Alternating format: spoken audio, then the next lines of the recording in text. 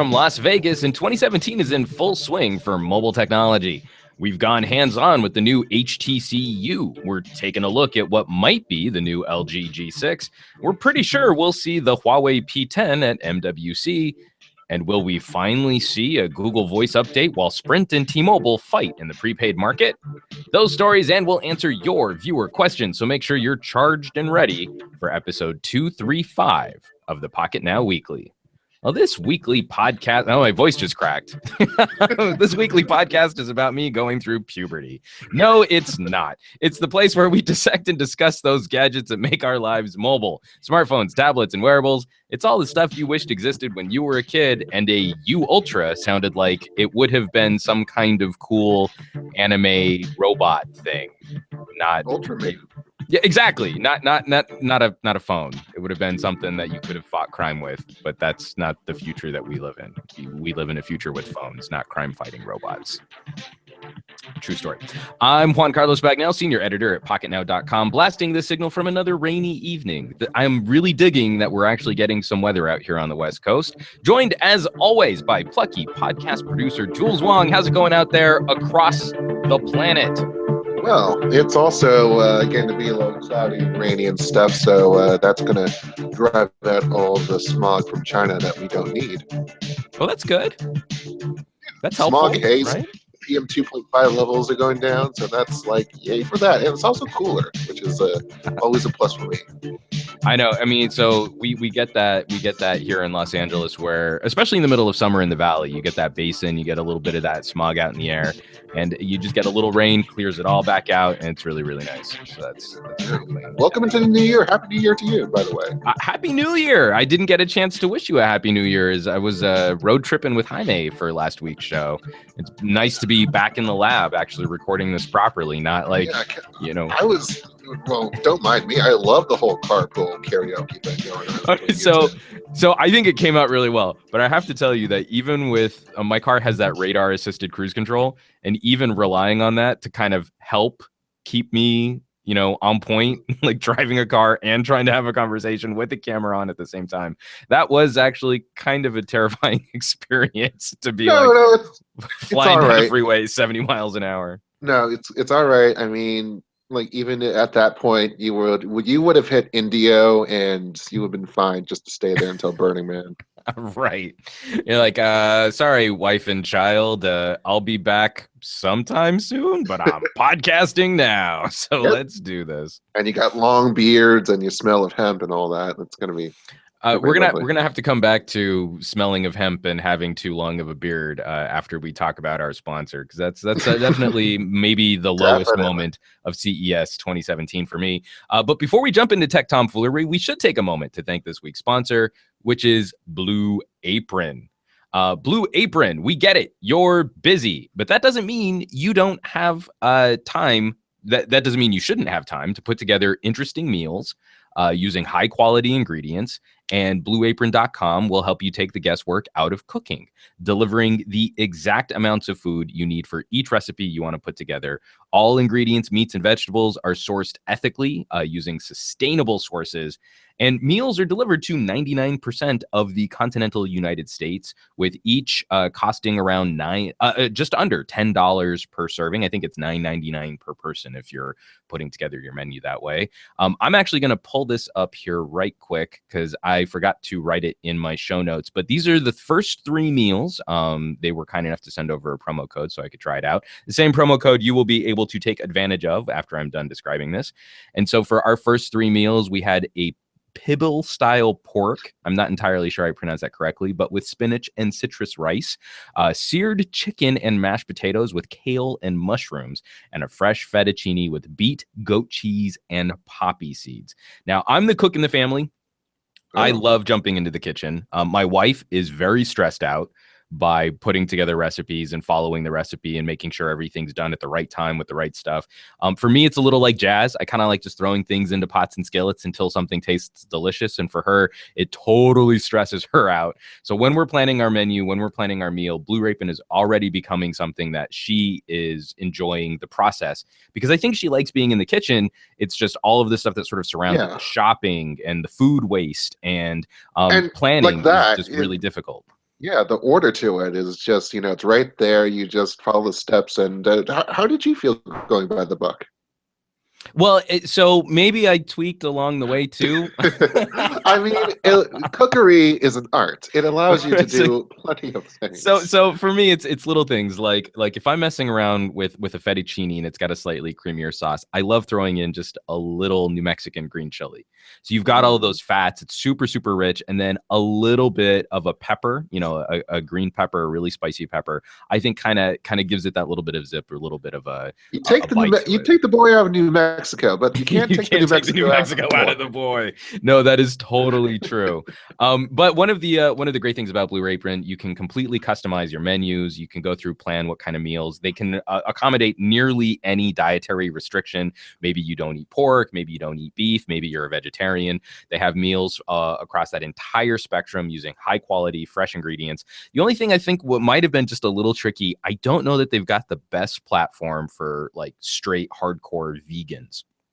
So there was a while there, my wife and I were super strict vegans, and maybe that would have taken just a little bit more dancing around on Blue Apron. But other than that, I found their spectrum of culinary influences to be pretty comprehensive. So just about any taste, any dietary restriction, they seemed to be able to work with, and that recipe selection is so extensive that you will not encounter the same recipe twice unless you request it over the course of a year. You could eat off of Blue Apron exclusively for your dinners for a year and never encounter the same meal twice, which is pretty impressive.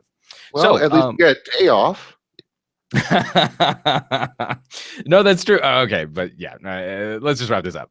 So the last point, and especially something that I think was pretty interesting from what the Blue Apron PR people were talking about, that cooking together that helps improve family bonds. I know my daughter's only 1 year old, and she spends a lot of the time in the kitchen with me. She eats the same meals that we prepare. So when we cook food, she's not eating just regular toddler baby foods. She's often eating the same things we are. In fact, it was crazy traveling, because for the first time, it took her to an Indian restaurant, and she's just sitting there eating curries with the whole rest of the family at 14 months. I was actually really proud of her.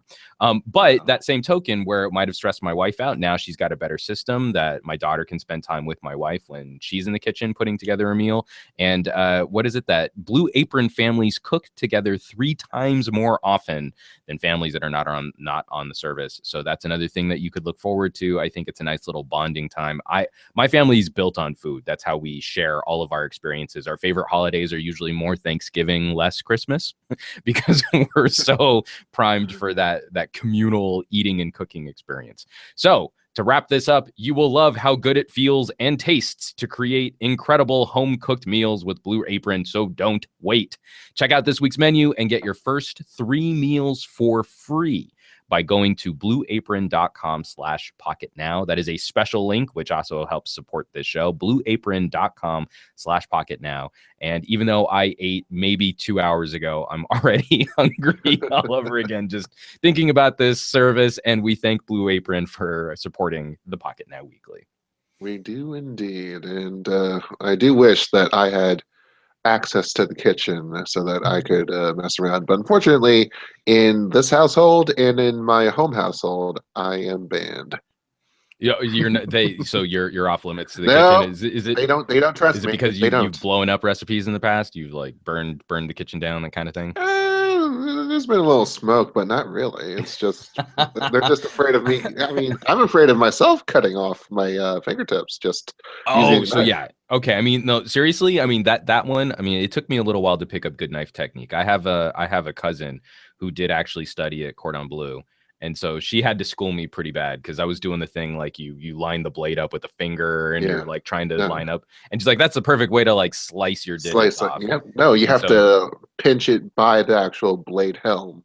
And then also like teaching me about like knuckle technique. So when you're like dicing vegetables, that you're using your knuckles as kind of a guide so that you don't ever actually come in contact with your actual fingers. And I'm much faster at slicing onions. So for me, it's a big shout out to Chef John Mitzowich of Food Wishes on YouTube. Oh, right on. doing this whole thing for like 10 years. I learned a lot of stuff from him. And even with that, though, I don't think my dexterity has never been anything to like, it's just been, let's just say it's gotten me places where I never thought I would have wanted So to go. for me, it was Kitchen Nightmares. But what was the name of that YouTube channel again? Because I'll check that out. Food, That sounds food cool. wishes. Food wishes. I don't have a. I'll remind you. You can just look it up after the show. That's right. Anyways, like as our audience migrates to go check out Food Wishes instead of listening to the welcome to the Pocketable Feast, the once weekly show, the bountiful harvest of tech news, reviews, and just fun things to chat about. No, it's all about meals that you can put in your pocket. I mean, that's what we're all about these days, right? Anyways, you want to. If someone wanted to join this conversation, Jules, if someone wanted to, enter into the inane ramblings of two exhausted tech editorialists, how might one go about jumping into that conversation? I was almost about to toss it to you because I thought I was just in that mode. But anyways, yes, if you want to do that, if you want to head on over to Twitter and you want to participate while the show is going on here, as we speak, you can do that with the hashtag PN Weekly, and you can insert your thoughts as necessary. Unfortunately, we can't be looking around on that YouTube chat very super fast. I know they've launched a super chat feature, and but even then, I don't think we'll be able to catch up that quickly, and it's just going to be crazy. So Twitter is the way to go if you want to do things live. Hashtag PN Weekly. Otherwise, if you want to write us in, you want to do it the quote unquote old fashioned way, I guess. You don't have to send anything to a PO box, but you do have to send things to an email address. It's called podcast@pocketnow.com, and you can send us your questions that way as well. Podcast@pocketnow.com, hashtag PN Weekly on Twitter. Either way, you can tell us what's on your mind. And we absolutely want to hear what's on your mind, because it makes for our conversations to become more interesting. We've already got a couple tweets in using the PN Weekly hashtag from Chamford Edges. Again, one of my all-time favorite Twitter handles. He's saying Subway meal ready. So ready, let's dive deep.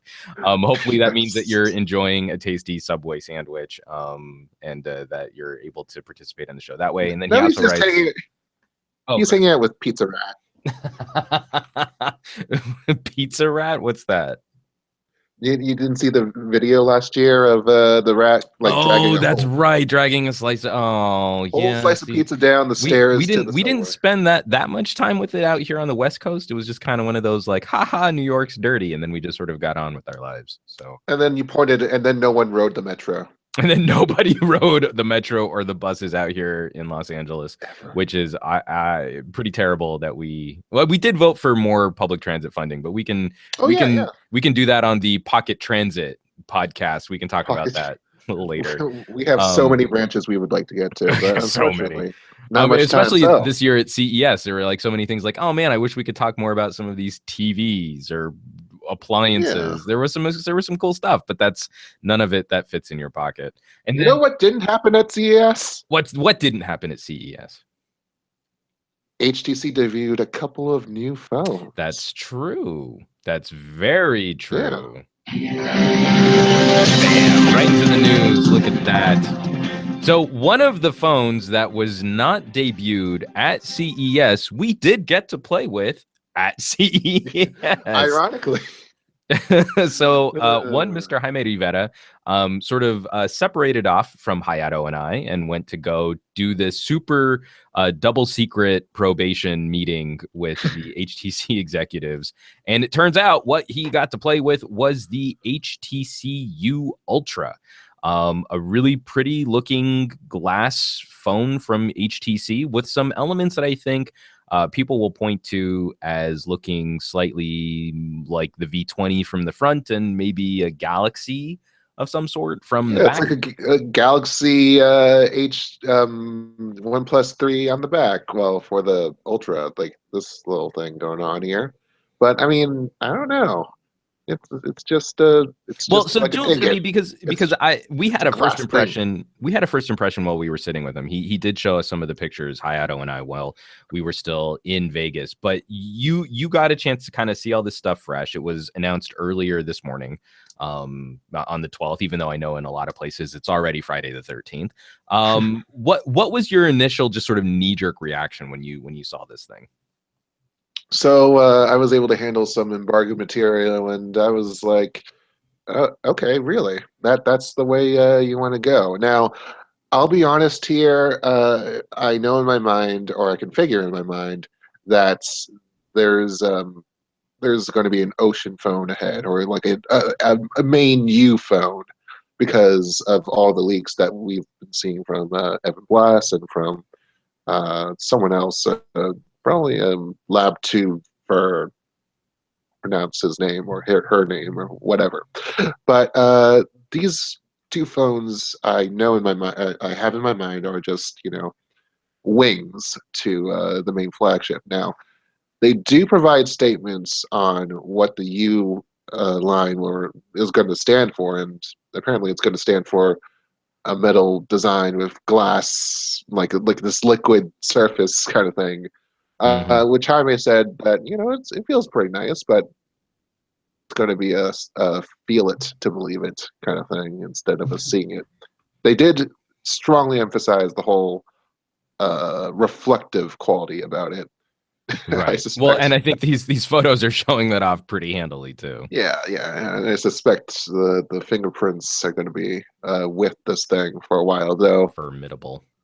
I'm not sure. I mean, I've seen like I've been through the picture folder, and it's been like, yeah. I wonder how this is. I wonder how I don't see any of those little lines. Like, what happened to those?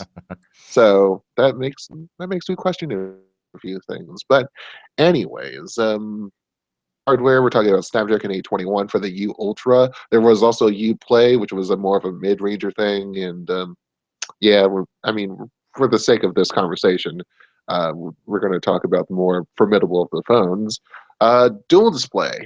That's uh, that's an LG Hmm. V20 kind of thing going on there. And it's a second screen of sorts, and it We've basically gotten a, serves we've gotten a much of couple this. tweets about that. So we've gotten from Ed Yeah, Maudlin and from Harlow Espina, that this is V20 territory here, which I found to be yeah, a very definitely. interesting design element for how often the second display is criticized on the V10 and the V20. That was something that HTC decided to pick up.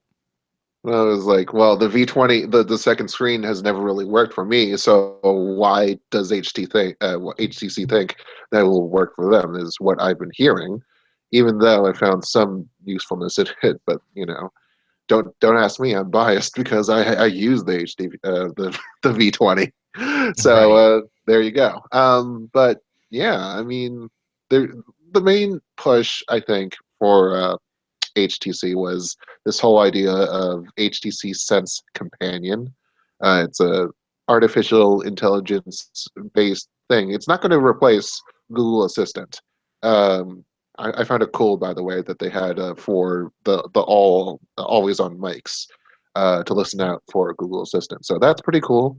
But I think in terms of not fighting with Google on the digital assistant front, this seems like a smart thing. They've already introduced several aspects of this, like showing restaurant note suggestions on the lock screen, like, "Hey, you should try out this restaurant every so often," and they're basically expanding that here. So when you're searching for a restaurant within an app, I'm not sure exactly how deep this goes in terms of what apps are integrated, but if you're looking for some restaurant in the app, it will remember what criteria you go by in terms of searching for things. So, like price, star rating, or whatnot.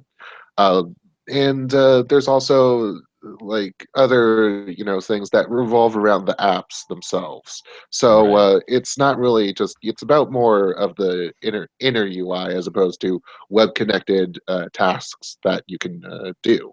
And it's kind of a I think it's a savvy move, and it's a thing that more people should pay attention to.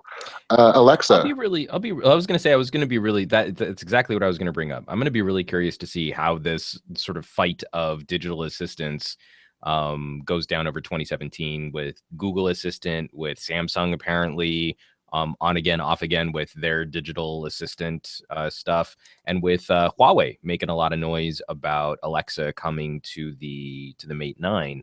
I guess there's still plenty of room for competition in this space, but I really want to see what these companies can offer. If it's just surface level stuff, I don't know that that's really a big sell over Google Assistant. I'd want to see these things start digging a little deeper and start providing a bit more functionality and a slightly more robust experience.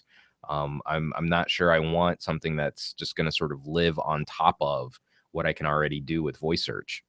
Has biometric voice unlock been done before? Is that like a standard thing with Google now, where you just like take a thing and it's just like, oh, I can do this while the phone is locked? Or is that something like new or at least more publicized?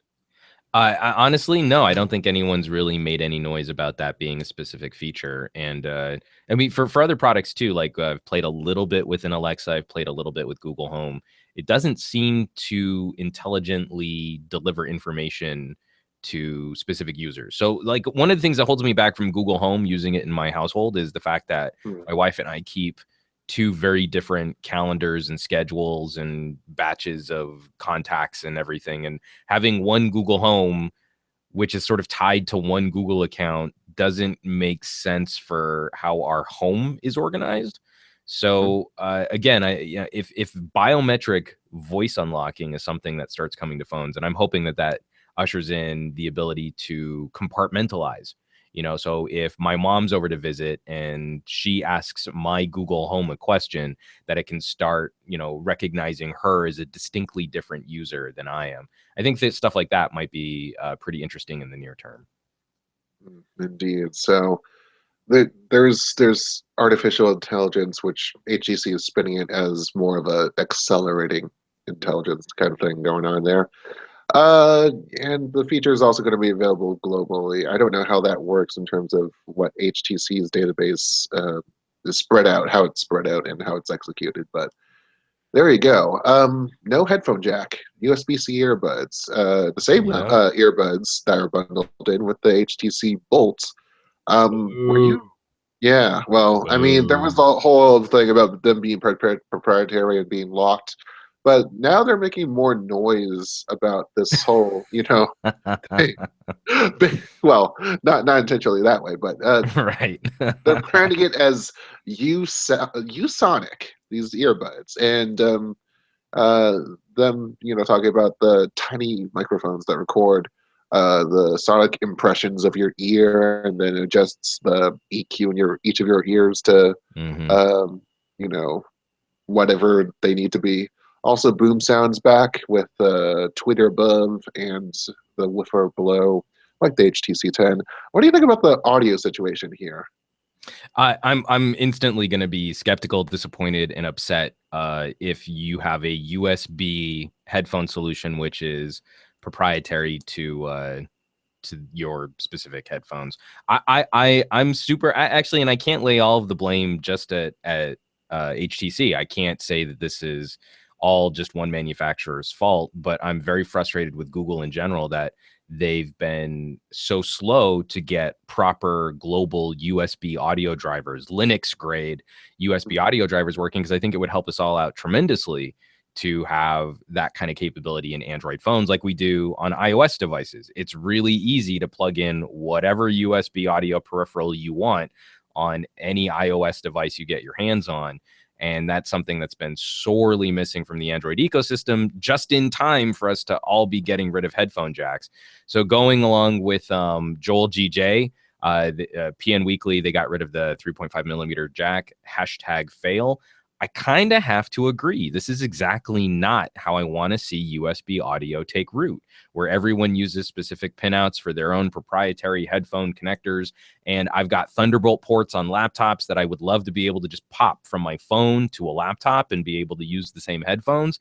And if I can't do that, then you instantly get a big red X from me on that strategy. The speaker solution, I think, will sound great. I liked the HTC 10. I like true stereo speakers better, but the HTC 10 at least delivered a unique audio experience over most mono firing phones.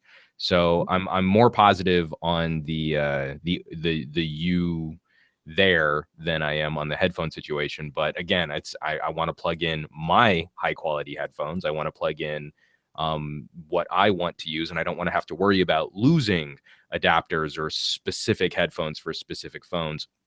The Bolt is in my bookcase of phones over here on the side, and I have to wrap the headphones around it because I've lost many a pair of headphones, and if I lose those, then there's nothing I can do with the Bolt. So wait, let me just get this if I remember correctly. So are the earbuds tied to the phone, or is the phone tied to those earbuds?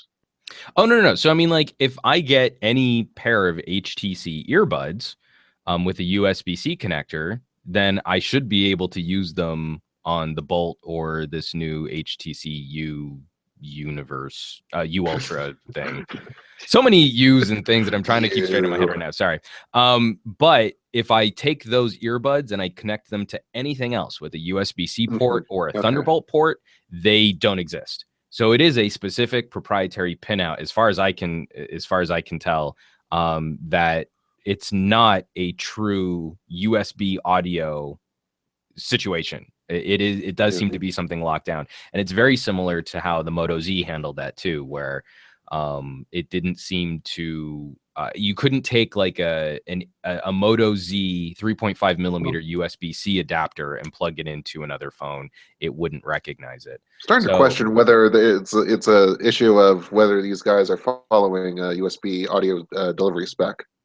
Oh, they're absolutely not. The Moto Z, and I think it's because I think they're still using a micro USB 2 interface just with a USB-C connector on it. Well, and again, that's not really what we want. I want to see us progress to having a true USB 3 style interface that is more flexible and includes better support for more peripherals. Wasn't that mandated in the compatibility document for 7 and Nougat? I'm going to see that, because I'm just going to write your congressman, people. I mean, if it was, no one's following it.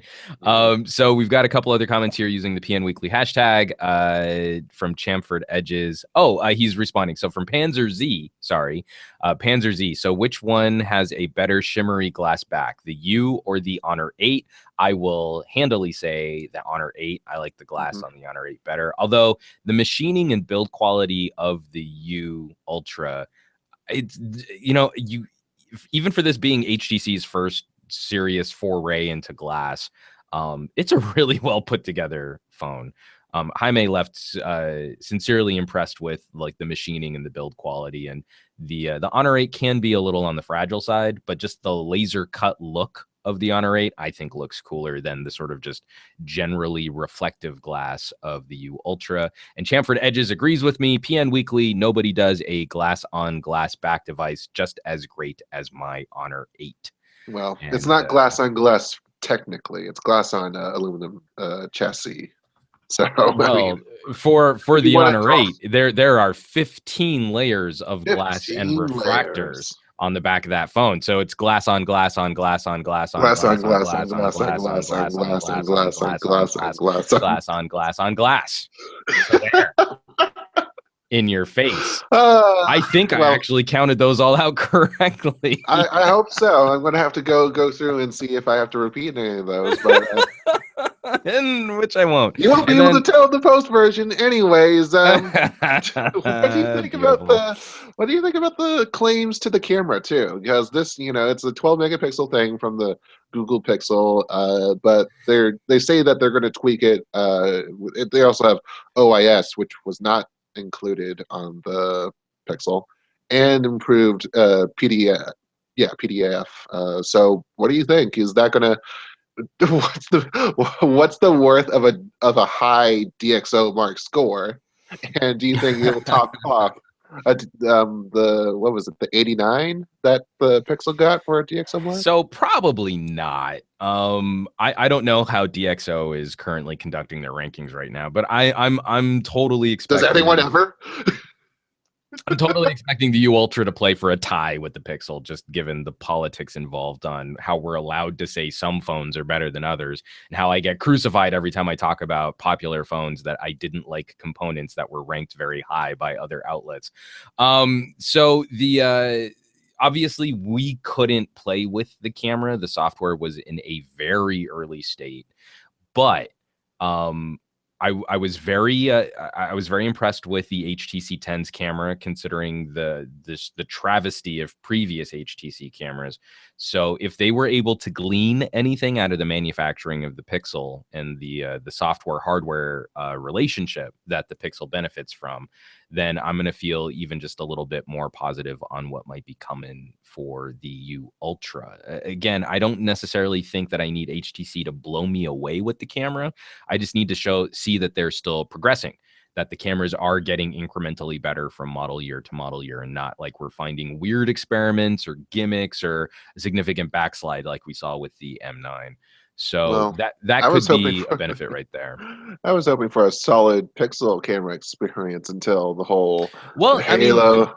no, Well, the thing is, like, they do stand to actually better the Pixel. I mean, if precisely that reason. I mean, the manufacturing process on the Pixel seems to lend itself towards that flaring effect on certain models. Basically, the two that we got for review, the Pixel and the Pixel XL, both seem to suffer from lens flaring. I know a lot of people claim that it's gone. I think that might just be the software processing from the most recent update. I don't think they fixed the hardware defect. But then also other things too. I think HTC will probably deliver a more consistent camera for video. I absolutely cannot trust the framing that I see on my viewfinder when I use my Pixel. It's almost always cutting into the frame so much more severely by the time the video is finished that it's not showing me that when I'm trying to shoot the video. And I have to wholly expect that HTC will deliver better mics. So the mono audio recording on a Pixel will hopefully be bested by what HTC can do on the U Ultra. There's every opportunity for them to actually refine. I just don't think that the software experience is going to be quite as streamlined as what Google is doing with the Pixel. I think we'll probably be more in store with that slightly more spread out HTC app, which isn't necessarily a bad thing. You'll have better manual controls. Just I think the auto experience will probably leave a few people feeling a little underwhelmed. Yeah, indeed. So, what do you, and just as a package, putting together everything, what are you ready to make? Is this going to be a statement on HTC, or is this just going to be a wait and see kind of deal for you? Well, so far I'm I'm anxiously positive. Glass isn't my favorite material to make the back of a phone out of, but they seem to have exhausted what, as a company, they want to do with aluminum. I think the design's a little derivative, especially when you look at the back, and it kind of reminds me of the back of like a Note 5. It seems like we've kind of gone down this road before, or maybe even not necessarily Note 5, maybe something like a Galaxy S6. So those kinds of comparisons, I think HTC sort of walked into something unenviable there, that they're going to draw that kind of ire. But I'm happy to see HTC at least experimenting with another design line, especially another premium design line. It's where I think LG found a lot of success with the V series over their more mass market G series. Hopefully HTC can at least garner some positive buzz off of playing with a new design language, playing with some new features, and really stressing some of that software experience too. That might be enough to at least elevate HTC over their, I would say, successful year last year for the most part. And if we can keep building like that, then I think it's good for the company. Well, as far as we know, I mean, the U is going to be sticking around and leading the charge. I believe the president for the mobile device hardware, long title that I will never ever remember, Right. Xiaolin Chang, I believe, he said that the U's it's not going to be an HTC 11; it's going to be something else. So, going to be the case, and they're also going to release like 6 or 7 devices throughout this year. Just that, and they only did like 11 or 12 last year. So this is really going to be cutting things tight, and Yeah. especially because of their financial Well, I their mean, financials haven't been good that's this year at what's all. actually a little exciting about U Ultra is that we know this is a company that really needs to keep the focus on. We know it's a company that can't go out on outlandish experiments, but that doesn't mean that we want to see them completely backslide. It's that we want to see them iterate, and we want to see them still try and experiment, but in ways that we think will actually appeal to a mass market, or at least find an audience out there. Yeah, 64 gigabytes only for now, $749. And Yeah. are we trying to fight the Note, or are we trying to be the Note in any sort of way, or is this what kind of imaging game are we playing here? You know, I don't think so. I don't think HTC has any illusions of them going up against V20 or previous iterations of the Note. I think they're I just mean, trying to find whatever they've all, might work for them as being a unique experience for consumers. And they've done that before. I mean, they've had the HTC One Max and other phones where they've tried to expand on their repertoire of phones. This is the thing that's always bugged me about HTC. I think they make killer flagships. I think every generation of HTC flagship has been eminently competitive. It's when they stray, when they try and do a mini to their flagship, or when they try and do a phablet to their flagship, man, do they not have their audiences figured out. So if this is that thing that helps them figure out what audience might be interested in an HTC phablet, and it's built out of a premium materials, it can command that kind of premium existence, then I think that'll be cool. It's just, it's going to take HTC some time still yet to rebuild their ranks and to find a new fan base. Putting it that way, I mean, I'm interested in seeing what the final product, the final main product is. I mean, we have seen the derivative phablet and mini models, and this time around, it's just putting them foot first. So, yeah, I guess it's kind of I don't know, a kind of a hopeful sign for me, at least. Although I mean, I'm seeing the hashtag, and I'm just looking at the naysayers out there. Well, And it's not to say that they're wrong and anything, and I don't hate them. It's just it's just. So I mean, but there's some excellent comments in here. Like, I'm gonna say at Tech Files from Ed Modlin, HTC's marketing department needs to spend a lot to promote this. And again, I'm gonna put HTC in the same category that I've put LG in over this last year, where you've got a phone like the HTC 10, and they absolutely failed to really bring that phone to market in any meaningful way. Ad campaigns, putting boots on the ground, getting people to play with it, really working with distribution partners, carriers, to make sure that consumers knew that was an option. And especially for the last generation of truly great headphone jack speaker combo phones, the HTC 10 was woefully underserved in the marketing and PR department against juggernauts where it could have found more of an audience. I mean, it's not a difficult conversation to say, hey, man, if you listen to music all the time on your phone, then this is probably a phone you're going to want to take a look at. And it looks nice, and it's cool. And it's got a good camera. It's got one of the best cameras HTC's ever made. Excellent build quality, decent battery life. It's a powerful device. That's an easy conversation to have that HTC was totally absent from. And instead we got what was the HTC campaign? The one with for what I'm trying to remember. Was oh man, well, it was about hipster troll car wash. No, that was 2015. Hipster troll. Are you talking about the whole 2009 campaign? Well, no, that one was brilliant. I'm actually hoping they bring that back for the U Ultra. Just think about, because I think that's been HTC at their most successful is the U campaign. Gary Oldman. Gary Oldman. That's right. I kept wanting to say Alan Rickman, and I knew that was wrong. No, because sadly he would have made a better commercial. But yeah, it was Gary Oldman challenging us to think differently about our phone while telling us nothing about the phone, which is the wrong way to go about selling something like that. Ask the internet. You just got to do that. No. Ask Reddit. Fail, fail, fail. But then also for Joel GJ, who's asking why $700? Why not cheaper for the long haul? And I think it's the same question that you would also ask of a phone like the Pixel. I think if you're really trying to position your brand as a premium brand, then you've got to strike out at that premium price point. And I think something psychologically happens with consumers where they look at, say, a $400 mid-ranger, which has premium specs, and then they look at like a $700 flagship phone. And even though the differences are very slight between those two devices and those two experiences, that the consumer is emotionally going to graft onto the nicer device being the more expensive one. And so I don't think HTC is necessarily wrong, but that also goes along with Panzer Z's question about the potential of sapphire glass, sapphire crystal display on the front of the U. And that's something to me that I would absolutely pay a premium for.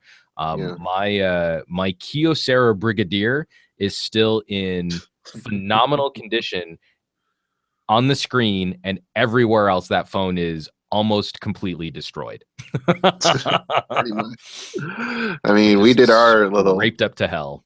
Yeah, we did our little torture test of it, and it took about several drops before, and like a drop on like actual stone, like a forceful drop.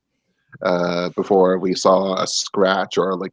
So before I was a member of the Pocketnow team, I did the BS like screen scratch test on the Brigadier. So of course you start with metal, because you know that metal's not going to be as hard as glass, even, let alone sapphire. And so I've got it in a bag of keys and coins and screws, and I'm scraping it all on the screen.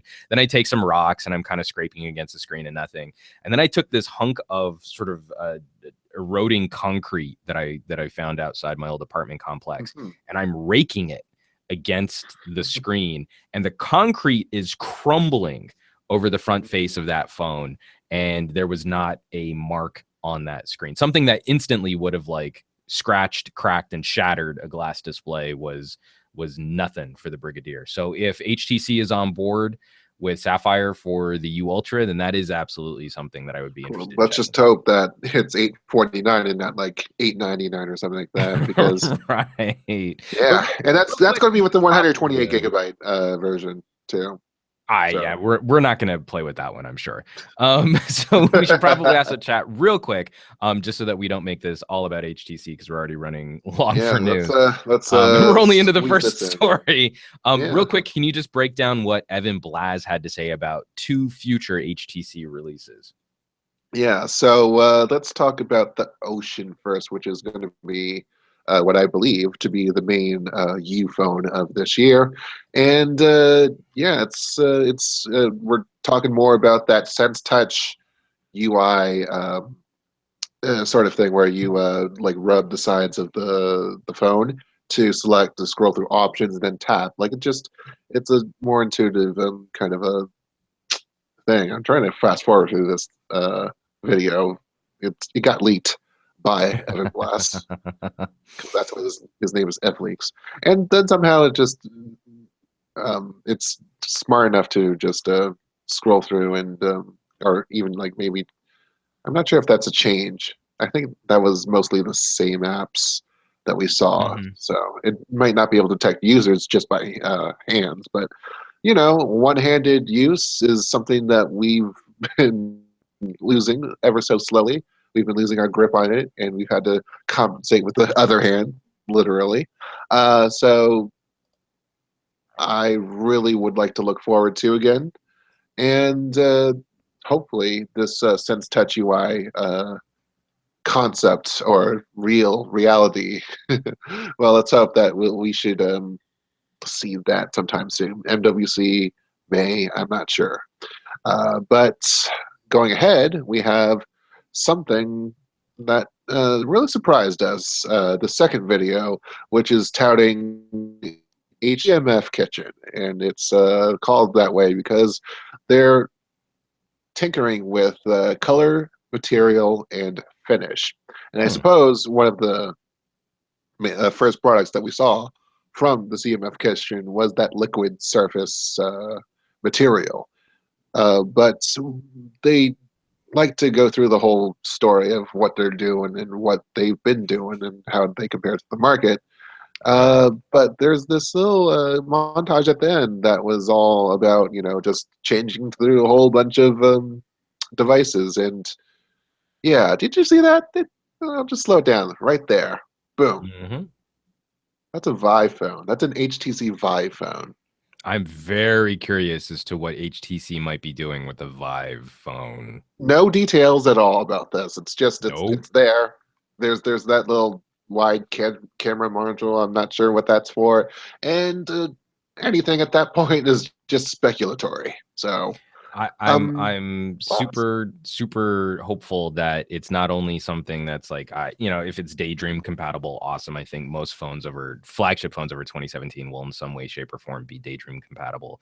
But which, by the way, I believe the HTC U Ultra is not for some reason. Yeah, I mean, it's something. It might have something to do with chipset. Someone was talking about that, and so I'll be curious to see A21 though. Right. But again, not all. Like again, it's something weird. Like the licensing on certain software packages and modules for each chipset might dictate whether or not a phone moving forward will be Daydream compatible. I don't know. But when I saw the extended module on the Vive phone, I was also really hoping that maybe we'd see HTC's take on some augmented reality.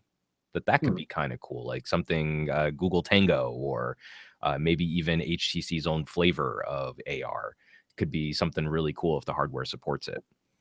Yeah, well, let's not talk about AR with Google and Android and all that, because we already have enough of that going on. So, anyways. So that's enough HTC. I think we can talk about other stuff now, like LG and the continuing from 3 letters to 2 of sorry, I'm just cracking myself up here because we're finally playing around. I don't know. So big screen, smaller body, waterproof, capture it all at once, reliable. Well, that's right. and other words too. No, so if you guys follow me on Twitter, I shared a photo this afternoon where I've been trying to keep up with all my phones, like making sure all of the updates are run, everything's sort of fresh, ready for the new year. We've got a bunch of things that we're gonna have to talk about at MWC, and I don't want to like scramble at the last minute. And I fire up my LG G5. And the screen is frozen, like half static, half boot logo. And I reboot it and nothing. I pop the battery and nothing. So now I'm out the G5, which I'm not too upset about personally, but we did have content that we wanted to produce with future devices where we'd be doing comparisons and look backs and ATBs and all that fun stuff. So a little frustrated there, only to have news about the G6 being teased today and hoping that LG's on a better track for that. So it seems like LG is going to be shaking up the G6, delivering a 5.7-inch display, 2880 by 1440 resolution. 2x1 display. So thank you for saying 2x1, Jules, because I'm really tired of people saying it's going to be an 18:9 screen. Mm-hmm. Just reduce your fractions, people. It's not that hard. I was pretty mad when the whole 18:10 thing was or 16:10. Oh yeah, we got a few. Yeah. So, yeah, but like we sort of accept 16:9 as being a pretty regular phone. So I understand that you want to make that when you're talking about it, you want to make it comparable. So it's not a 16:9 screen. It's a little bit longer than a 16:9 screen. So it's an 18:9 screen. But again, 18 divided by 9 is 2. It's 2-to-1 screen. I don't just. It's driving me nuts. I mean, like, I love them to death, but I was listening to All About Android, and they kept calling it an 18:9 display, and we're like, it's 2x1. It's twice as long as it is. Just call it 2x1. You're driving me nuts. All right, so it's 18:9, which means it is somehow, if I'm not mistaken, 252. So there you go. 252. 252 is that yeah, that's the ratio. That's also the multiplication. You just call it 18. 16:9. It's a multiplication. Right. That's that's yeah. I don't think. I'm pretty sure that's not how math works. But yeah. so apparently, from experimenting with phones like the V20 and doing their market research, LG has determined that people do actually seem to enjoy larger displays. So this is going to be a 5.7-inch long display. Yeah. I'm a little concerned about that because I still think that there is a market for. I mean, I liked the screen size, if I'm being honest, on the LG G5. I liked that 5.3-inch diagonal. So I'll be curious to see what they can do with that. But again, like you blitzed all of their marketing talking points: big screen, smaller body, waterproof, capture it all at once, reliable. I'm hoping what we see is sort of an update on what Japan got with the V34. That could be the new G series phone. It was water resistant. It meant having a sealed in battery, so we don't get that benefit that we had with the V20. But otherwise, something along those lines, a slightly more durable device with a good camera. And I'm sure we've seen those mock-ups with LG moving over to a more traditional phone styling. Wouldn't necessarily be a bad play for the company. I think the screen might be kind of interesting.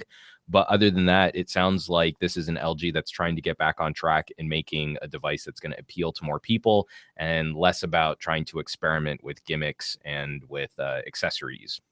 Well, I wasn't. By the way, I wasn't shouting all those words for no reason at all. It's the last. It's basically the last frame of their video, right? Promo. Well, we had video, to use that as the leader image because it really. I mean, the way that you shouted it though is sort of the emotionally handicapped conversation one would have about gadgets. Like, so what do you want in your phone? Big screen, smaller body, waterproof, capture it all, once reliable. I like things that are shiny. I'm sorry, John Rettinger, but I think Juan Carlos Bagnell should be. He really had the voice. You almost went. I mean, come on, you look at that image, and if you're imagining what voice is actually saying that's what it sounds like. It's ridiculous. I'm so sorry, dude. I'm so sorry. Anyways, how do I carry on? How do we carry on? Let's talk about Huawei. How about that? Real quick before we hit Huawei, because we actually do have a couple things to talk about with Huawei. I just wanted to get these chamfered edges using the PN Weekly hashtag. He's glad they discontinued the whole Friends campaign.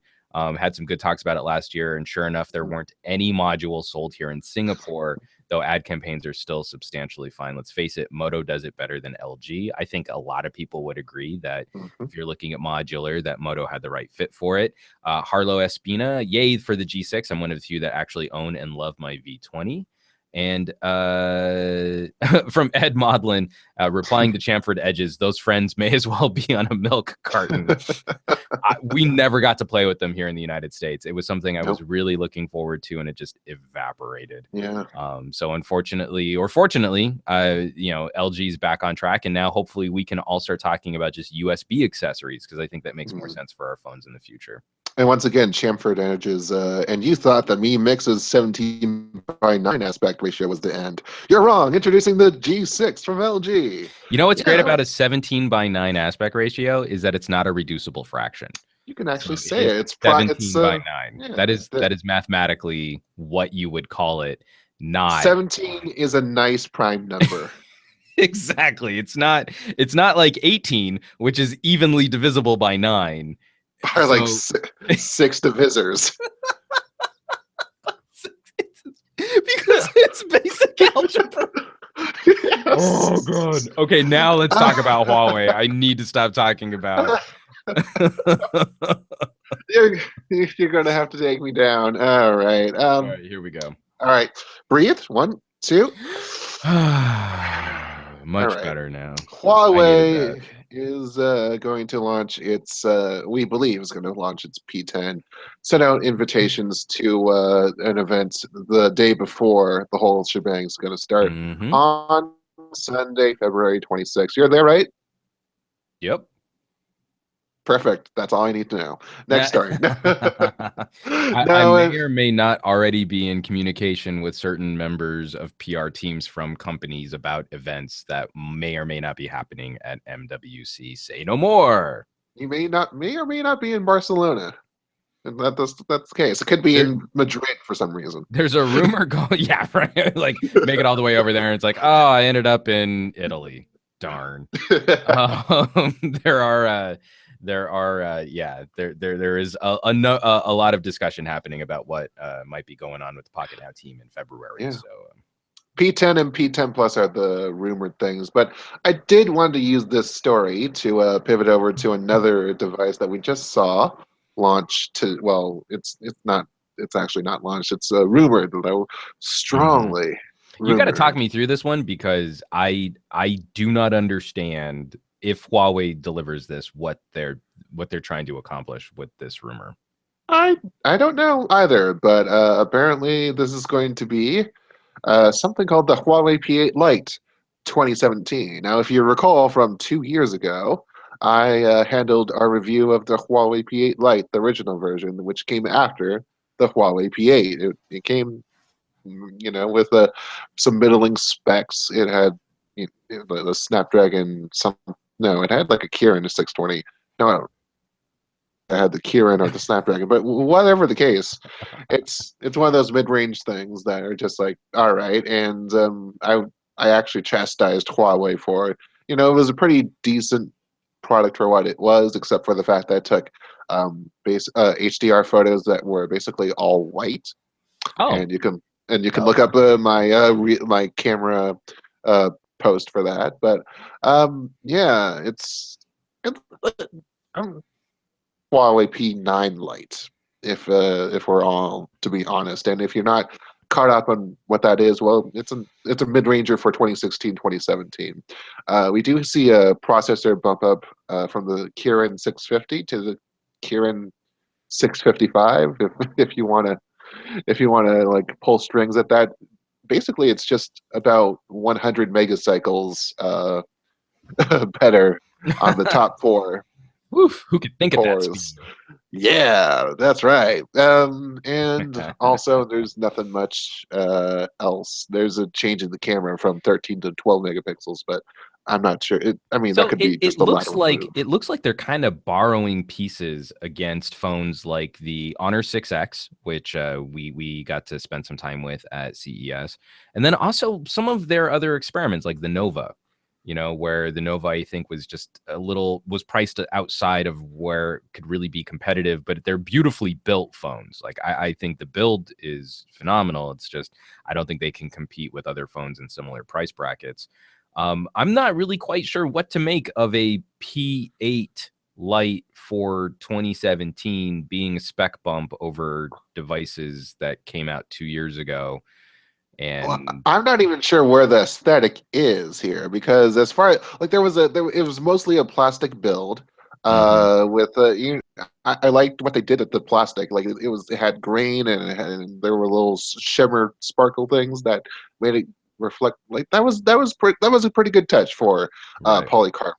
And in this case, it looks to be more of a glassy sort of thing with no glass. There was a glass sort of lodged like a visor thing that you remember the 6P, the Nexus 6P. It was sort of like that, but there's none of that now. So I'm not sure where even that lineage is. And yeah, it just looks like so much. It looks like it's going to be a similar camera experience to the smaller Nova, which didn't have image stabilization. If we're going to believe this mock-up, this design render, it looks like the same processor that's in the 6X. It looks like a slightly smaller screen, so it's somewhere just above the Nova in terms of size. I'm not sure who I would say this phone is for. And obviously, we're speculating about a device that hasn't been officially announced or anything like that. But I'm really hoping that this isn't something that Huawei is going to be putting some muscle behind. That if it is, it's just sort of a refresh to a phone that maybe is selling well in certain markets, and they don't want to leave those markets. Kind of like the iPhone SE. If you had markets that were still buying the iPhone 5S and you didn't want to completely abandon them, maybe that's something that Huawei has a strategy for. But after playing with so many really cool Huawei phones and being super stoked for a P10, going back 2 phone generations to a P8 doesn't make a lot of sense to me. I'm not sure why they would even bother. I mean, are people like are you really saying that people can't really tell between the P8 and the P9? Like that number jump is like too much for them? Like, come on. Well, but no, I mean, like you call it the P9, then I think you bring certain expectations for higher quality camera experience. That I mean, the P9 I think had a nicer build quality overall. Hmm. Maybe the P8 really is just like this phone is selling really hot in certain emerging 4G markets. So let's give them a slight refresh so that we can keep those Yeah. models going there, and they're They did. inexpensive for us to build. They were able to sell 10 million units by the end of the first year. So I mean, there's that. But I'm not sure. I still don't really see the whole follow along appeal, especially when if you're gonna if I mean it's gonna I would deign to say that like they would have taken way better care of the cameras by now. So it's Yeah, I just mean, so that's actually what's kind of funny is so from Harlow Espina, using the PN Weekly hashtag. So it's an Honor 8 kind of looking but cheaper build with the specs of the 6X, and that kind of does look. I would say it looks like sort of a three-way, sort of some influence from the Honor 8, some influence from the Nova, and then some of the internals of the 6X. And then Ed Modlin writes, sounds like all the mess that happened with mini phones. And I don't know that I disagree with that either. I think for a while there, mini phones were definitely getting that rap of being sort of sacrificed experiences for certain price points. And lastly, from Chamford Edges, getting back to some of the rumors about the P10, wouldn't be pleased if the P10 follows its sub-brand's magic design factor. To be honest, the internals are great, but the design for the Magic sucks. And unfortunately, I didn't get to go hands-on with the Magic. It was at the CES show floor, but I had meetings all across town. I didn't get to play with it. But I would wholly expect that P10 would probably follow more in the footsteps of the P9 and the Mate 9. I don't think I'd see Huawei completely walking away from their metal build, their metal design language for those phones. I'm hoping at least that they don't just decide to jump on glass for everything. I wish phone manufacturers decided to go with this kind of cut up that I did. Like I'm realizing now that they're all like it's three colors. Like the individual models are going to be three colors, but like just showing this just to save space, not have to render all three phones in their colors.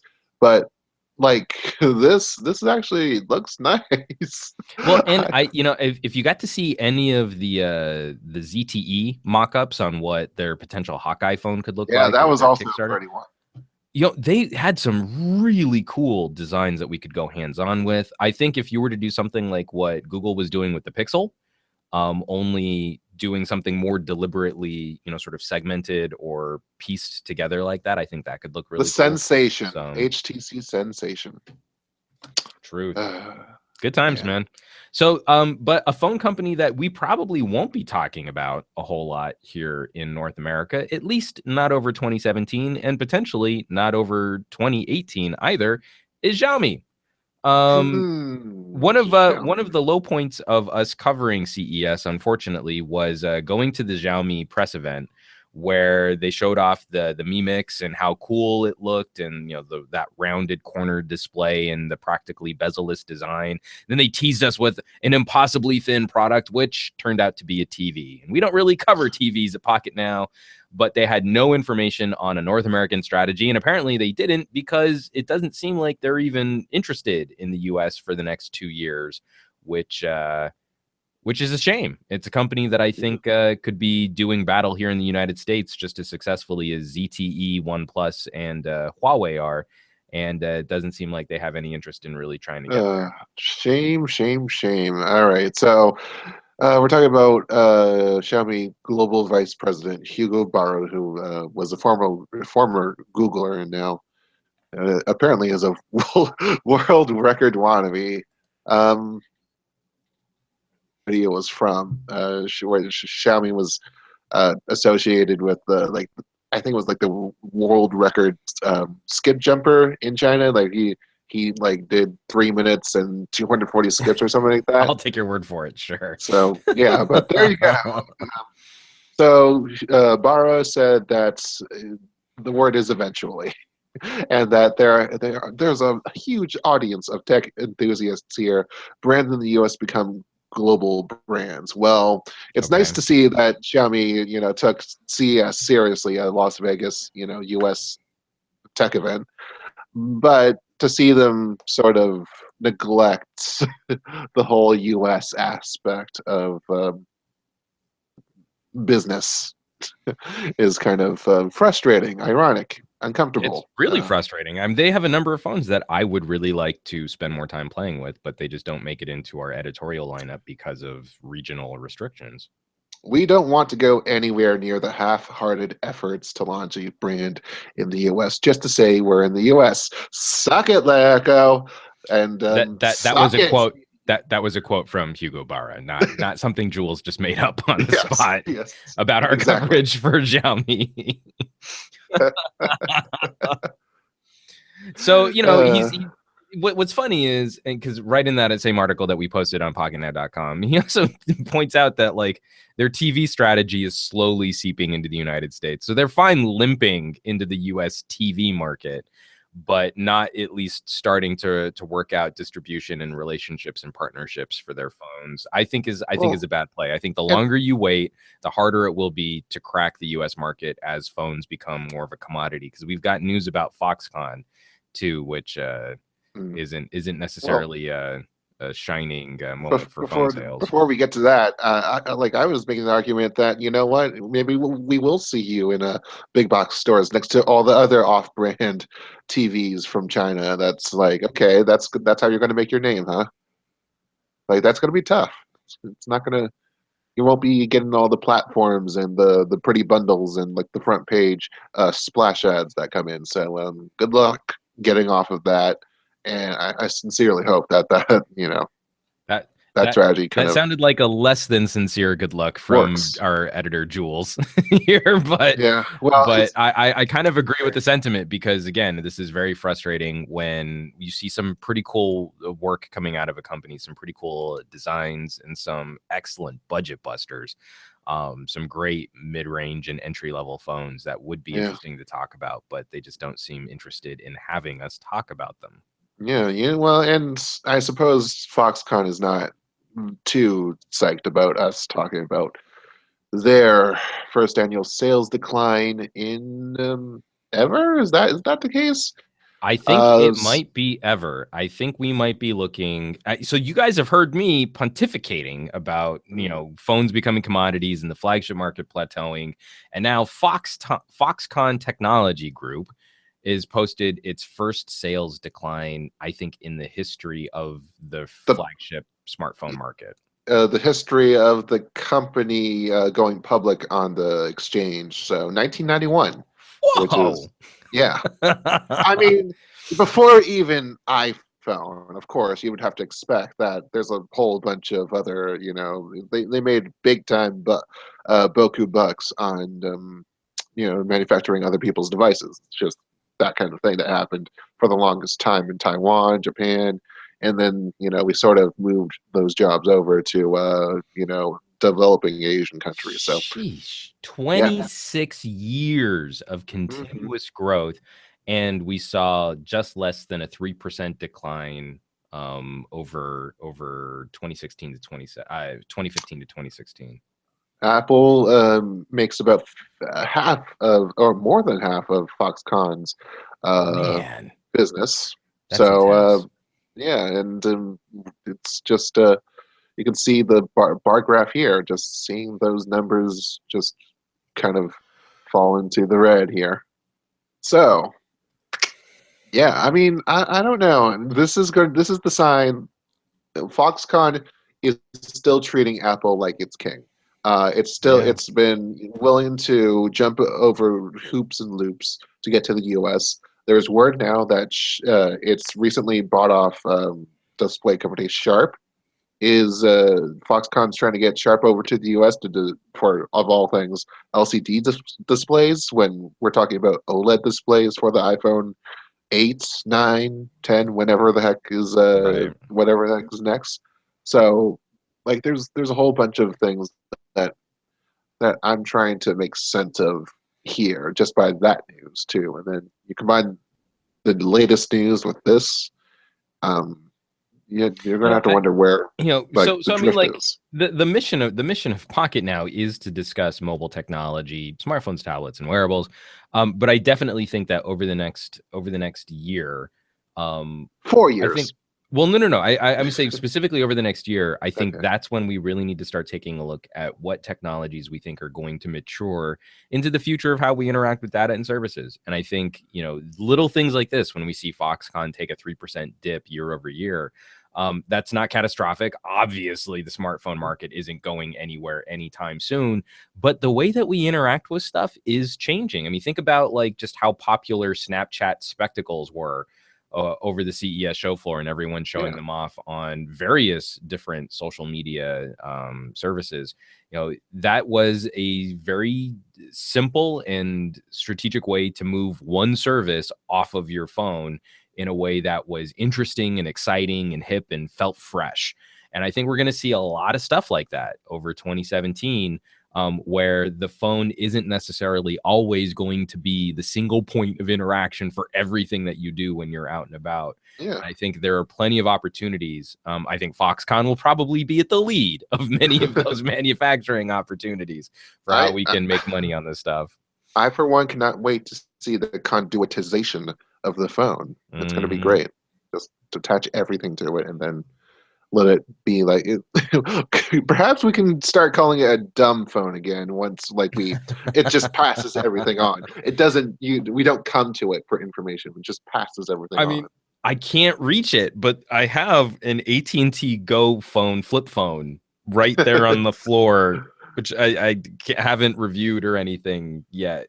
But I promise you that there is a market, a very small, tiny minority, not very vocal, hidden market of people that want something that makes phone calls, and that's what they want. The silent majority.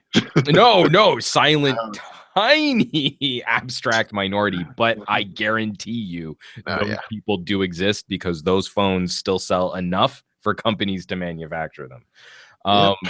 But that's enough talking about Foxconn, because the next story is something I'm super Twitter-pated about, and that is the mysterious messages that Google Voice subscribers are receiving, that an update to the Google Voice service is coming soon. We have confirmation from Google that there will be some kind of update to this service, which has been, I think, woefully neglected. And I'm stoked. This is something I depend on as a tech reviewer. It's something that my wife depends on, just trying to keep track of messages and phone calls and voicemail recordings during the course of a busy day. And if Google is actually going to invest a little effort into updating the service, then that is going to be awesome sauce. That's going to be great. I mean, we've seen the whole messaging app thing go boom and bust for them. So this is sort of a new. I'd like to see this part of a whole effort behind Project Fi, because if you're able to route as many phone calls as you can through that, and also get some good cellular muscle behind it, you can just own the market, or you can start owning from your little piece of the market and then move away. But no, I think you're totally right there. It's not necessarily about owning something. It's we have another section that we're going to be talking about later in the podcast. There's every opportunity, I think, to disrupt the traditional carrier consumer relationship.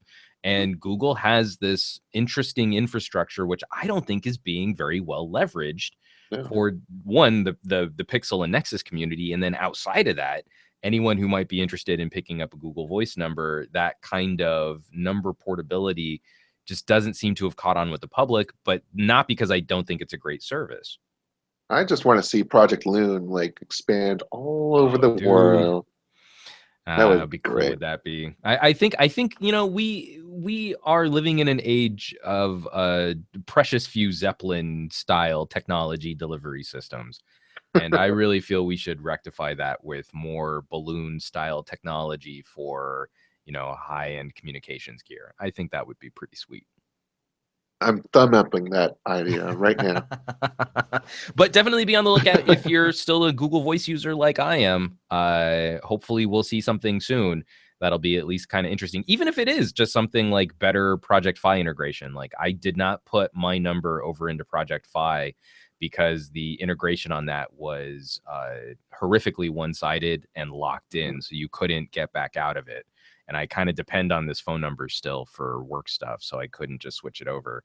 But if they can start bringing some of those additional features over, then I think I would be a very happy customer to give Google more of my monies directly, not just searching and being a product for Google. I would happily give them my currencies to engage with better products and services. All right, Fry, if that's how you want to phrase it. I'm just saying, take my money. And then I wag my fist full of dollars in the general direction of a camera, even though it's an animated series. I mean, let's move on. I was about to I had no good segue, so I was just going to let us descend into awkward silence. One of the biggest bummers of CES, this isn't, again, we don't normally cover a lot of like laptop and tablet news. I mean, we cover a lot of tablet news. We don't cover a lot of laptop news. I got to see the Razer prototype in person. It was a stunning example of audacious manufacturing, and some jerkwad stole it from the CES show floor. And this is why we can't have nice things. Yeah. So this thing called Project Valerie, it was basically the laptop that you kept seeing in your YouTube feeds and social feeds if you're a tech nerd. Like, this is the thing. Fold out screens for all of them 4K. So basically you had like 12,000 pixels going all across like 50 inches of real estate, and it's all in a laptop form factor, and it has all the silicone that you could ever want, or silicon that you could ever want. If it had all the silicone that you could ever want, well, good luck fitting that into your bra. And in the meantime, we saw that Razer CEO Min Liang Tan is kind of getting a little bit angry because apparently some unidentified burglars were able to steal two of these, well, not just two Project Valerie things, but two unnamed prototypes. Like, they're unnamed. We don't have any information about these apparently, but they're just walked right off on the lam. And now Tan says that maybe cheating doesn't sit well with us. That this could be industrial espionage, and penalties for such crimes are grievous. Yeah, what do you think? I mean, there's almost a part of me that hopes it is some kind of industrial espionage, that we could actually see some sort of proper legal comeuppance if they could detect who it was. I mean, the fear is also it's just like some Yahoo like me, like Linus Tech Tips decided to walk off the show floor with one of these laptops. And I had to tweet it as soon as this news broke that, like, we should maybe investigate Linus, but let's all be honest, he would have dropped it long before he made it off the show floor. The thing would have been in pieces on the ground about 10 feet away from the Razer booth before he made his getaway. Are you sure you're talking about Linus and not TechRax? No, TechRax would have just walked up and like picked it up and smashed it. He wouldn't have tried to make it off. It's Linus you got to watch out for. Well, he's so careless and he's gesturing and things. And I've seen him. Both of them have videos to shoot. Come on. No, I mean the dude has dropped so many high-end video cards. Like, I can't believe that he would have been able to hold on to a 3-panel laptop with any better security. But the thing that's a bummer is that if Linus had gotten his hands on it, then we would have seen how well it would have run if you'd water cooled it. So that's kind of a bummer. Is not. That's all the sad part. I don't know how that would have gone. I have to point to his MacBook video. We could have seen it water cooled with TechRax in a different way too. In a very different way. Yeah. Again, in maybe a one use only kind of way. But yeah, again, just a bummer. Like, I think this show ran very smooth. This CES, I think, was very well put together, very well organized. I'm still cranky as shit that the date was bumped up because we were having to field community planning on how we were going to cover it during our Christmas vacations. But on the actual floor, the show ran really well, except for one aspect, and I think that was the security. They really bumped up security theater at the expense, in my opinion, at the expense of actual security. So yeah, you would go there and you would have like, these bag checks, and it would hold up the lines, and just people getting off of shuttles took significantly longer. And that started last year too. Like they had the whole, detectors and everything with lines at the wahoo. But then I think in replying to some of the criticisms from last year, I think they tried to streamline, like, again, they tried to have like, sort of a pre-check, a TSA pre-check style way to get you through the checks faster. I still have like this yellow ticket on my backpack, which if you just walked onto the show floor and you had like apparently some neon yellow sticker on your bag, then they wouldn't check your bag. Or if you had a media badge, they wouldn't check your bag. And those things, I mean, again, it's the illusion of security. And so I could totally see where someone who's up to no good, maybe getting their hands on a couple copies of like an exhibitor's badge or a media badge, being able to very easily walk into a booth, move a few things around, and walk off with this kind of gear on the very last day, or security's already on its lightest anyway. Worse yet, I mean, if Tan is right and we're talking about industrial espionage, I mean, we're talking about a whole place of vendors. Like a competing vendor could just come right up. They're also credentialed. They're also like on the books. So it just it's that's kind of fun. By the way, is this the thing that you were upset about CS, like the most upset?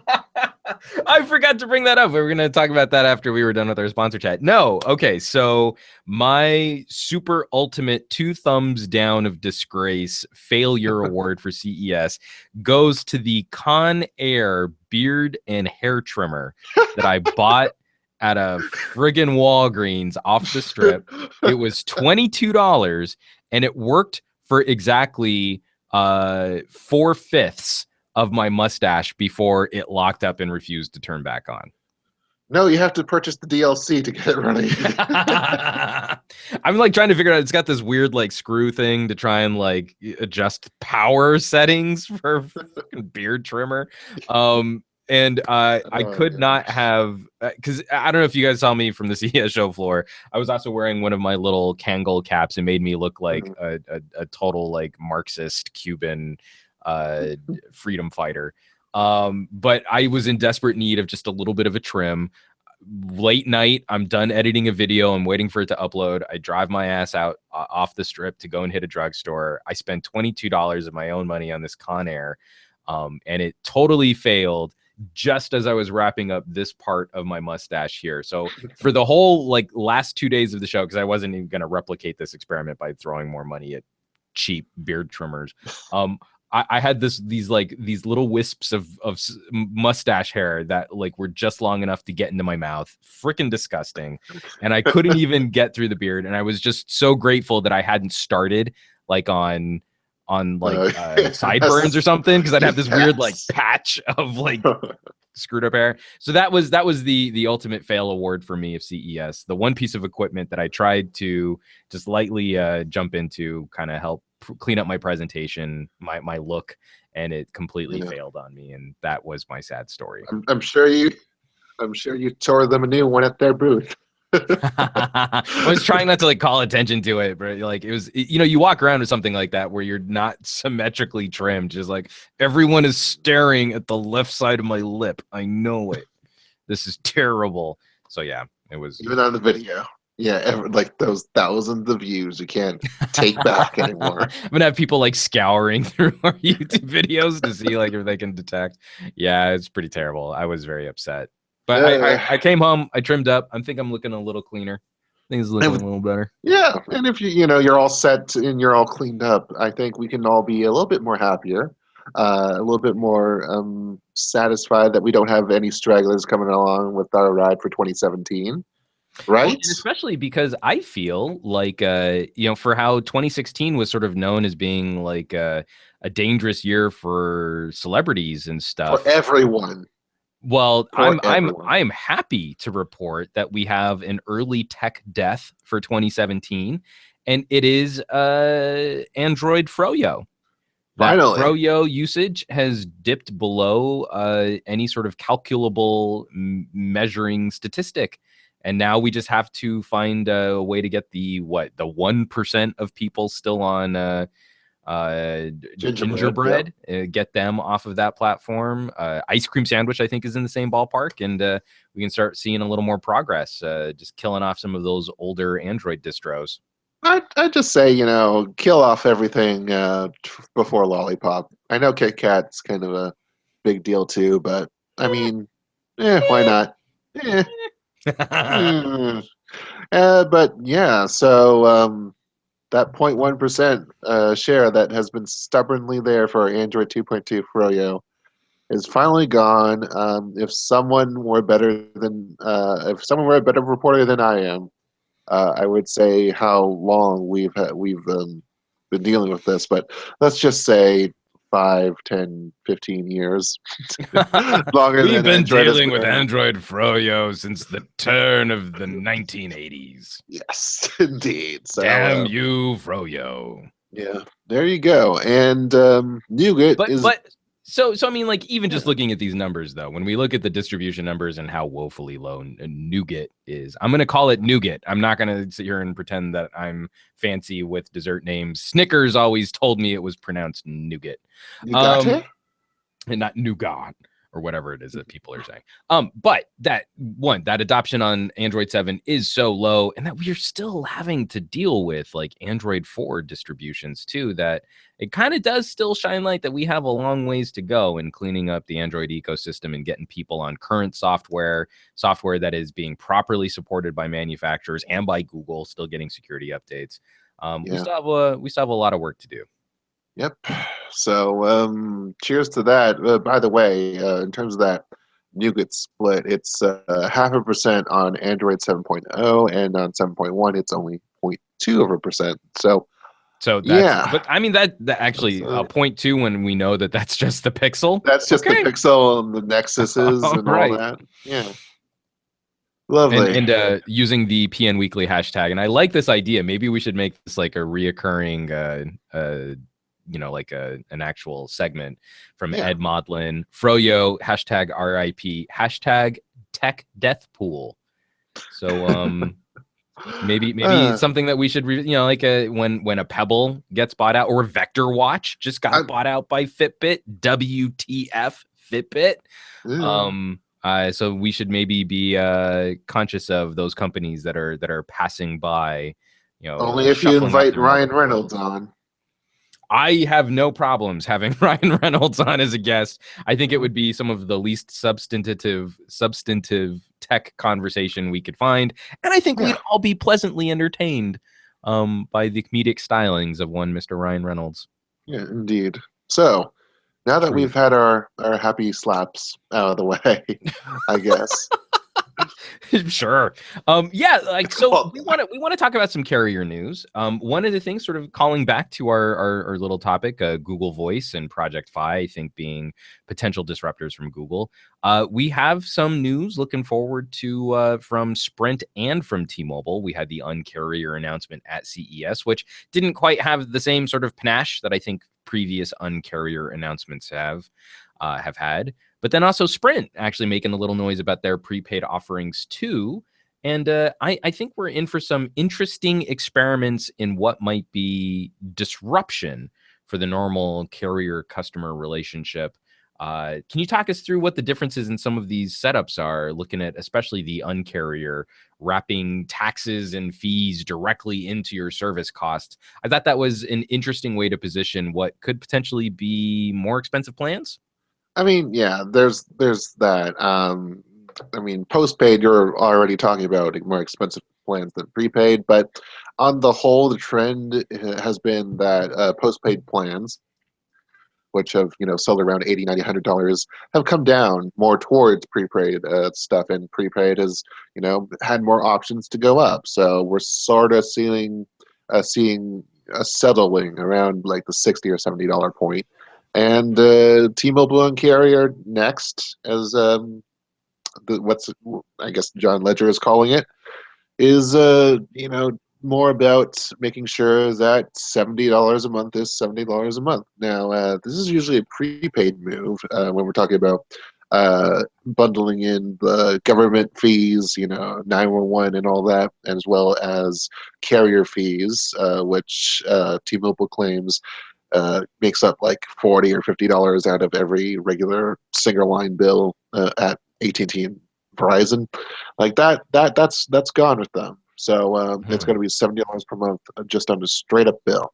So there's that. A couple of other changes include uncontract, which is to lock the price of the service plan, but they'll still be affected by any changes for good or for bad. And in terms of the 2 gigabyte, if you use less than 2 gigabytes, then you'll have a new kickback scheme, which makes it sound pretty like criminal. yeah. Yeah. Except it's a pretty, standard limit.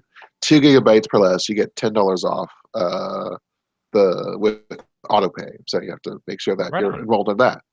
The thing is that the simple choice plans also were removed from the options today. So they were offering T-Mobile One with simple choice, the bucketed plans for data, and 2 gigabytes on that plan was $50 a month on simple choice. Right. Whereas T-Mobile One, even if you decide to use 2 gigabytes or less, you'll still be paying $60 a month. So you're taking a hike any way you see it. Now, you do have up until January 22nd before all these changes come in. And now, the only thing I don't understand, because I mean, we've shown off this chart. I mean, we're showing this chart on the video feed, sort of breaking down the differences between T-Mobile's original plans, their simple choice plans, and the T-Mobile One plans. Now, do we know what the pricing? So, like here in California, taxes on that would have been probably around $5. I think about a little less than 10%. So that would have bumped you up to 55. And then I have to assume that there probably would also have been some kind of additional fee, which would have gotten you closer to $60, which sounds like that's kind of back in line with what the T-Mobile One plan is offering if you use less than 2 gigabytes of data. That could be the case. And but even so, I'm not sure. Like the whole optics of it really, are made very obvious at first.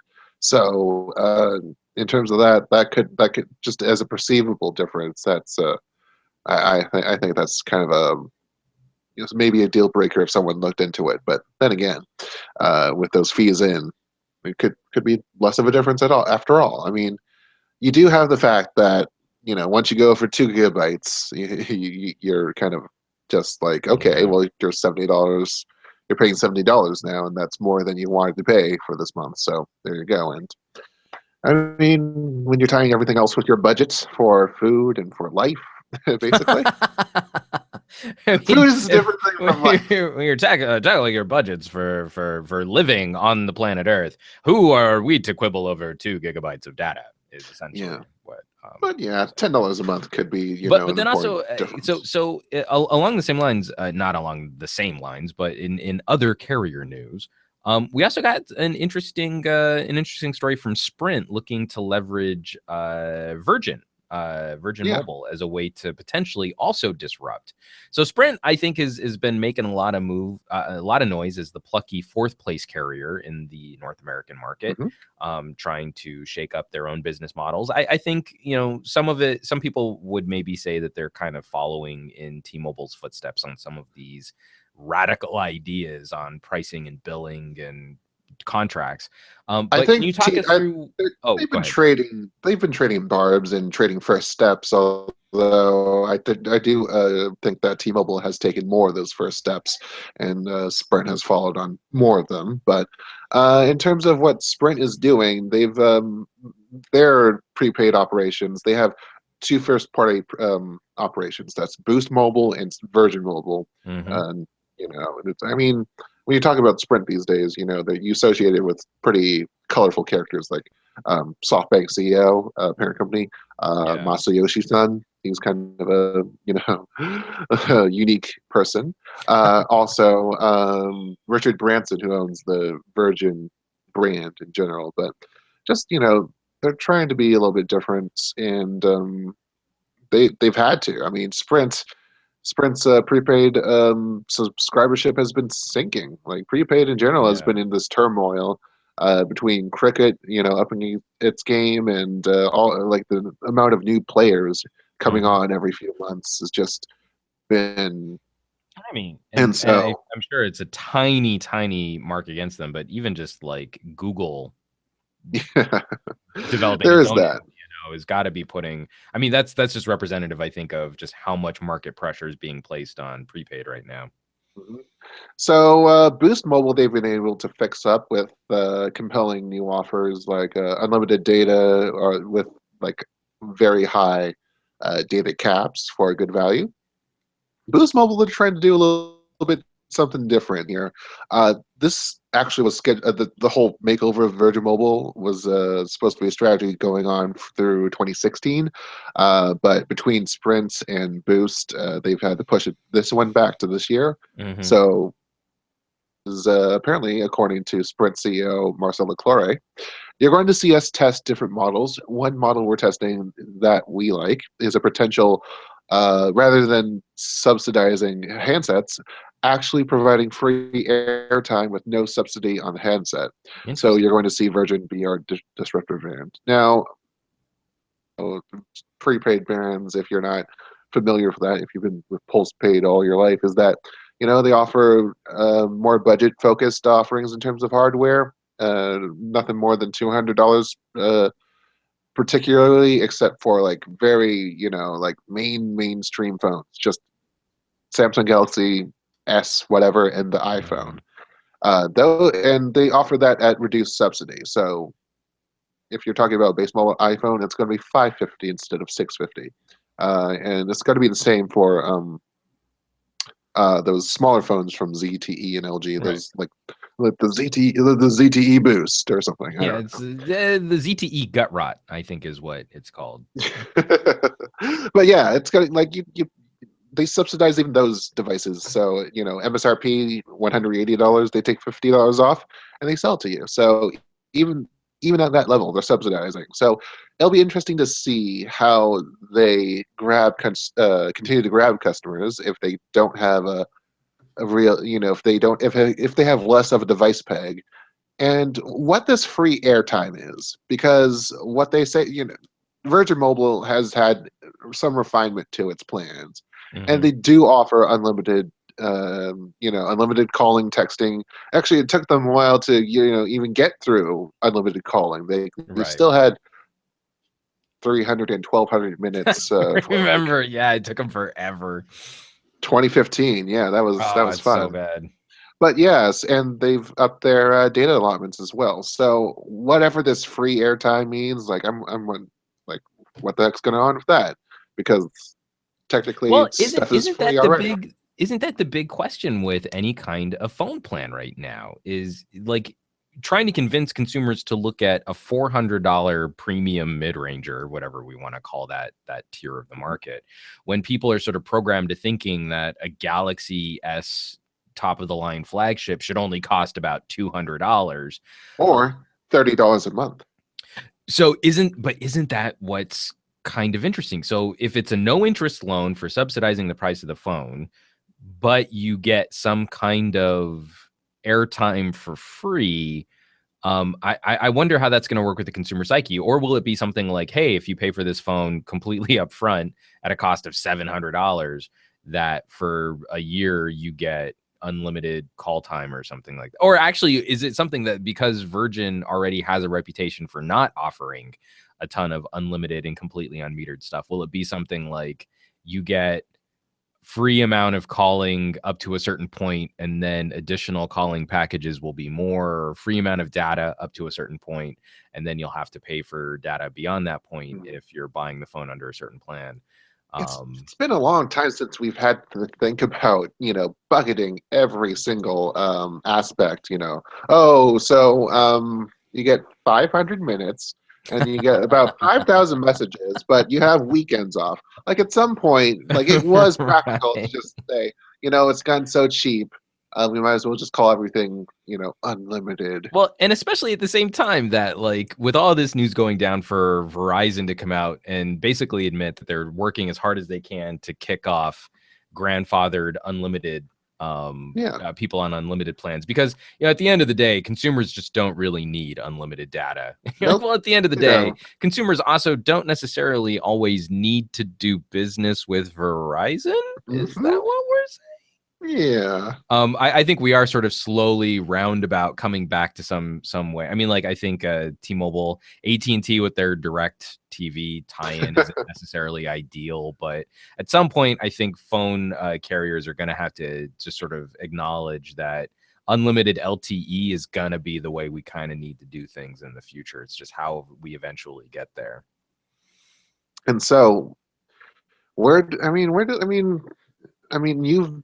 advocated for the idea of metering speeds instead of data, and that that's, in all fairness, I'm not sure how I'd have an idea of how it's implemented, but what's more of your idea in terms of how realistically it can be implemented, and what dogs are like barking and biting at each other in this process? I don't disagree with some of the plans that are already out there. So we have a couple comments here from the PN Weekly hashtag, and Ed Modlin is talking about Metro PCS.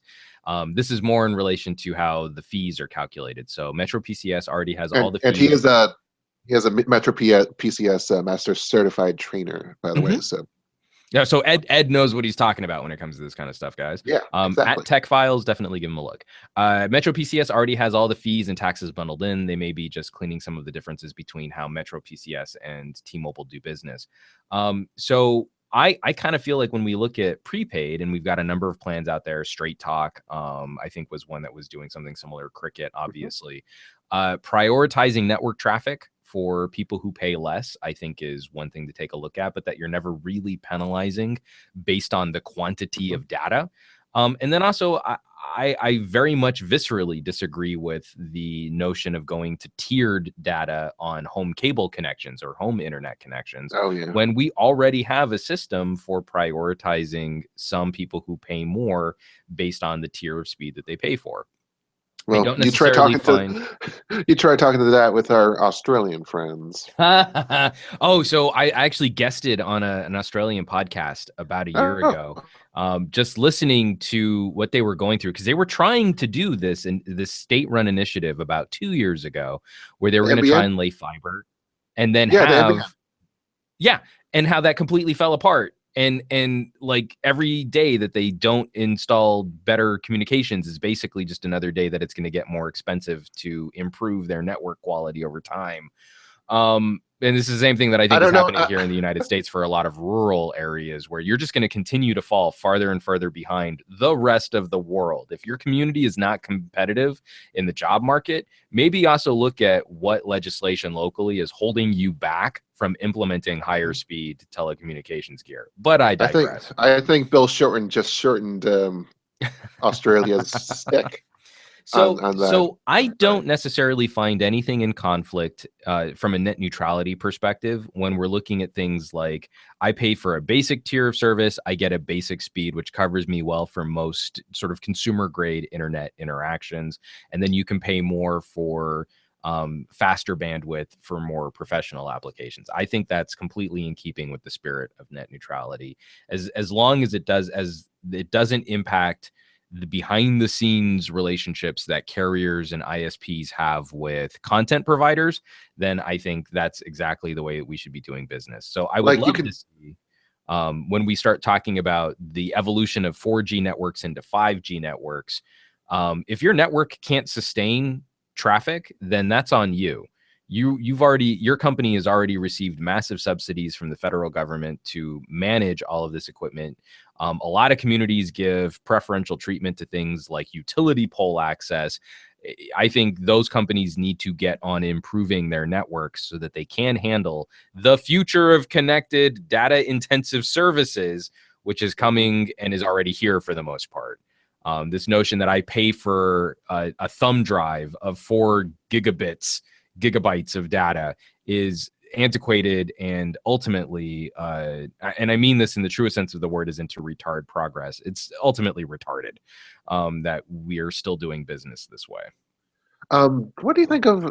Do you think Cricket's implementation of this? They're limiting maximum speeds to 8 megabytes per second. They've been doing this for quite a while now under AT&T's banner.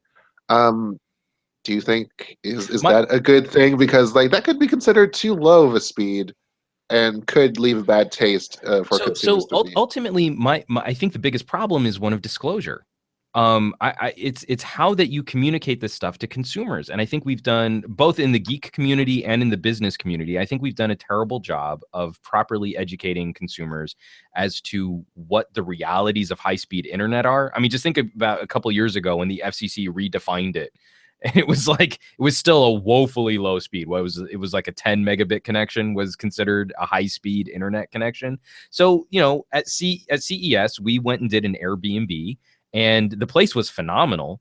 But when you advertise, hey, we've got high speed internet, and we go in and we do a speed test and it's 15 megabit down, 1 megabit up, that's not high speed data to someone like us who's trying to upload HD video files onto YouTube in the middle of one of the most network congested trade shows the world has ever seen. That we have a different definition of what high speed is for something like that. Oh yeah, high speed broadband. I mean, we're talking about 3 megabits up and 768 kilobits. DSL from the 1999. So that I think is the biggest problem. I actually think Cricket's plan is perfectly fine so long as the consumer understands that 4G connection isn't what's important. What's important is the actual access and throughput, that AT&T is delivering to Cricket subscribers. And if they understand that, then I think you are doing a good job of complying with sort of the spirit of net neutrality. If you're just saying, oh, it's 4G LTE, that's like saying, I've got a really fast router. It's not actually telling you what your actual backhaul or what your real connection is going to be. And if you're not disclosing that, if that's not bright, big, bold font right up in the consumer's face, then I think you're actually working against the spirit of net neutrality. But not like that's going to matter after a couple of weeks when Trump's in office and all this stuff gets wrecked anyway. Hey, I could advertise a 3G network and promise 10 megabit speeds, and when here in California, there are a number of times where I've fallen back on CDMA for my V20, which is on Verizon, and I fall back on HSPA on an AT&T phone, and I gotta say, we don't want to rely on 3G plus technologies, but when you do, I have a much more reliable connection on AT&T than I do on Verizon. Anything CDMA in California is basically useless. It's only just going to drain your battery faster while you wait for nothing to load on the phone, be it Sprint or Verizon. It's just terrible. Well, we would like to know your thoughts on this and other issues of the day. And if you'd like to send a self-addressed stamped envelope to the station. We should get a P.O. box just to see what people send us. I think that would be really funny. I can't wait until I get envelopes full of flour. Oh, God, that would be terrible. So we should probably wrap this show up proper. Yeah. I unfortunately, just coming back from Vegas, I did not spend a lot of time with the Pocketnow Weekly email address. We will get back on those written stories for next week. But while we're wrapping up, I do want to say just a quick shout out, because I thought this was an amazing story in the medtech community. The EpiPen is ridiculously expensive, but CVS is partnered with a manufacturer, and they will be selling an EpiPen replacement for 1/6 the cost, so just around $100 with that prescription. And they have a pilot program for anyone who is having difficulties with their medication. If you go to epinephrineautoinject.com, you might be able to qualify for consumer assistance if this is something that affects you. It affects a number of my family members, so it's definitely something we're looking at. So, folks, there you have it. Another episode of the Pocketnow Weekly has come and gone. The show is over, but the conversation continues on Twitter, where you can find Jules is @PointJules, and I'm humbly @SomeGadgetGuy. Pocketnow is around the web on Twitter, Instagram, Facebook, Google+, YouTube, and our home site, pocketnow.com. Now, shows like this cannot exist without your support. Sharing the weekly with your friends who love mobile technology, and dropping reviews on iTunes, Stitcher, Google Play, and wherever podcast reviews can be left. Once again, we want to thank this week's sponsor, Blue Apron, for feeding my family. They're helping us keep the lights on here, but ultimately there wouldn't be a show if it weren't for our listeners and subscribers who have kept us on the air since 2012. The Pocketnow Weekly will be back next week with all kinds of delicious technology goodness, so make sure you check back in.